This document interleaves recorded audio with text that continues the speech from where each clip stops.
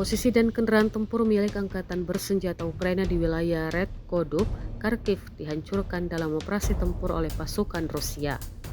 Aksi tersebut rekam dalam video yang diunggah ke platform Telegram Kamis 5 Juni 2025. Operasi dimulai dengan serangan artileri intensif dan penggunaan pesawat nirawak serang Rusia atau drone yang menargetkan dan menghantam peralatan tempur serta titik-titik tembak milik pasukan Ukraina. Ledakan dan kebakaran besar tampak meluluh lantakkan sejumlah kendaraan militer dan posisi pertahanan militer Ukraina. Setelah pukulan awal yang menghancurkan tersebut, unit darat Rusia melancarkan serangan lanjutan.